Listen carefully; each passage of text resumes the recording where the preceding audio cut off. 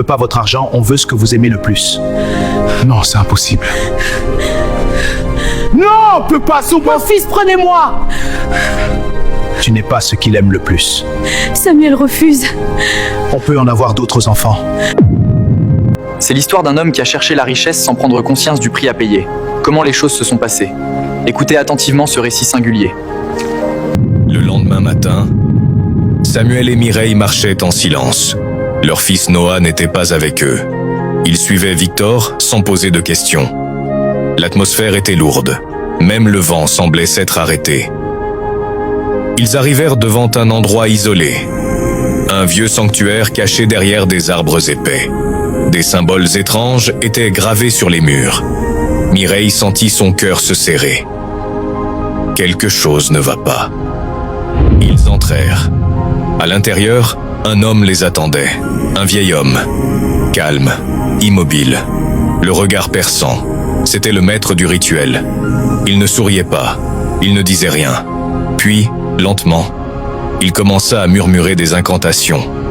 L'air devint lourd, presque irrespirable. Samuel regarda Victor. « Tu m'as dit que c'était une vache. » Victor détourna les yeux. « Je ne pouvais pas tout te dire. » Mireille recula. « Samuel, on doit partir. Maintenant. » Mais le maître leva la main. Silence total. Puis il parla, d'une voix grave. « La pauvreté dans votre vie est enracinée profondément. » Samuel avala difficilement sa salive. « Que devons-nous faire ?» Le vieil homme ferma les yeux, puis déclara « Les esprits demandent ce que vous aimez le plus. » Un silence glacé. Samuel regarda Mireille. Mireille regarda Samuel. Et dans ce regard, ils avaient déjà compris. Samuel trembla. « Non, ce n'est pas possible. » Mireille recula encore. « On part d'ici, tout de suite. » Mais Victor s'approcha doucement.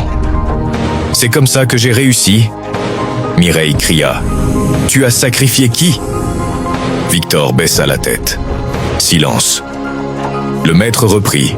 « Vous avez un enfant. » Le monde de Mireille s'effondra. « Non, pas mon fils. » Elle tomba à genoux.